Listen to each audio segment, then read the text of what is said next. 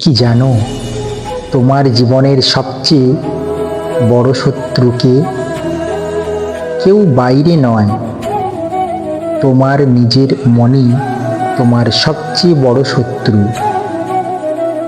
যদি তুমি তাকে নিয়ন্ত্রণ করতে না পারো, আবার এই মনই তোমার সবচেয়ে বড় বন্ধু। যদি তুমি তাকে নিজের সেবায় লাগাতে পারো। ভগবান শ্রীকৃষ্ণ গীতার ৬ষ্ঠ অধ্যায়ে এই গভীর সত্য বলেছেন, যে ব্যক্তি নিজের মনকে জয় করতে পারে তার মন তার সর্বোত্তম বন্ধু, কিন্তু যে নিজের মনকে জয় করতে পারে না তার মনই তার সবচেয়ে বড় শত্রু। এই একটি মাত্র শ্লোকে লুকিয়ে আছে জীবনের পরম শিক্ষা।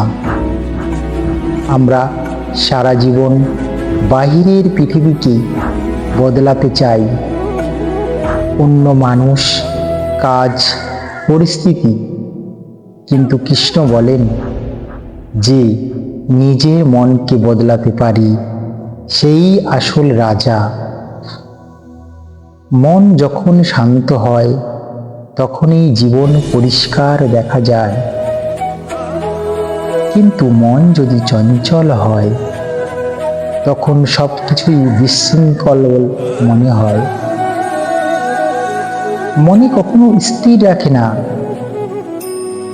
এক মুহূর্তে তা ভবিষ্যৎ নিয়ে চিন্তা করে, পরের মুহূর্তে অতীতের স্মৃতিতে হারিয়ে যায়।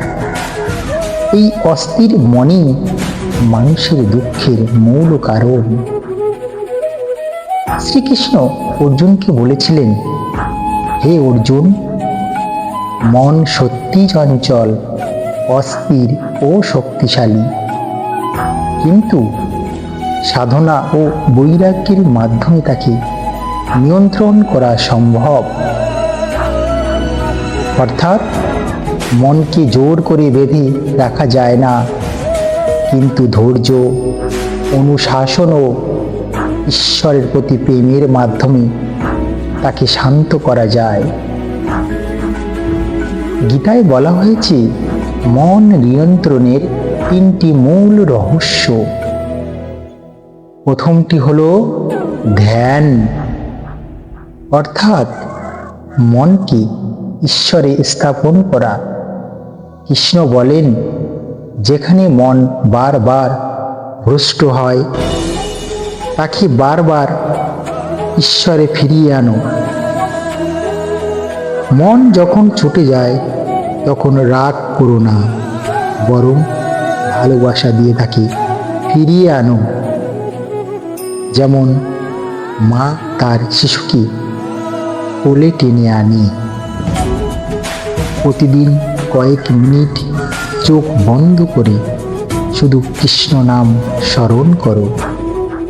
মন যতই দূরে যাক, নামটা ধরে রাখো, কৃষ্ণ কৃষ্ণ। একদিন দেখবে মন নিজের মতো শান্ত হয়ে যাবে। দ্বিতীয় রহস্য হলো বৈরাগ্য, ফলের আসক্তি ত্যাগ করতে হবে।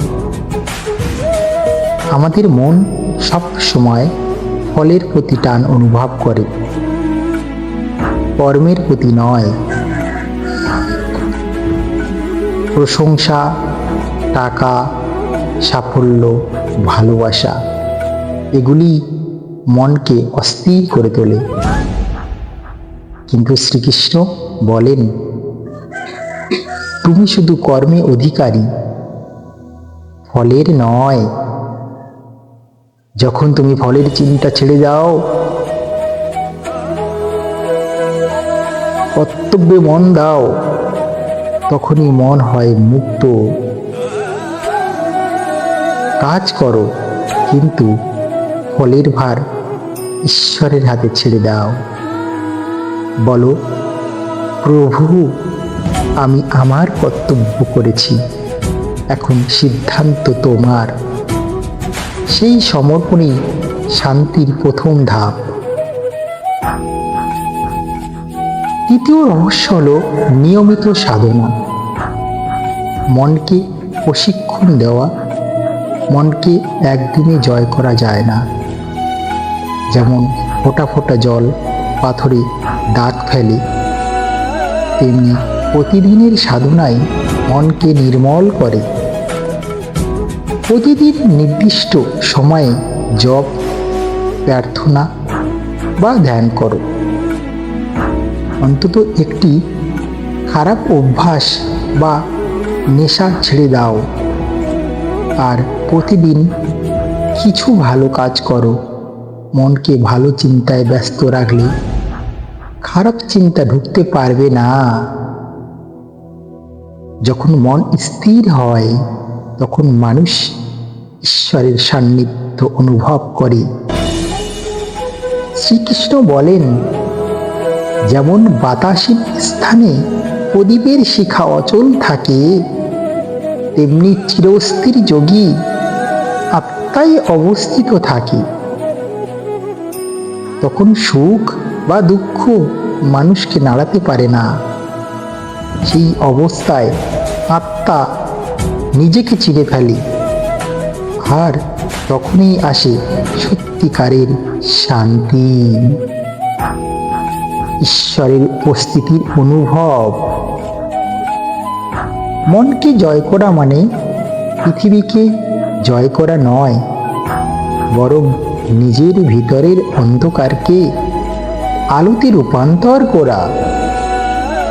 মন নিয়ন্ত্রণ মানে অনুভূতিকে দমন নয়, বরং তাকে সঠিক পথে চালানো।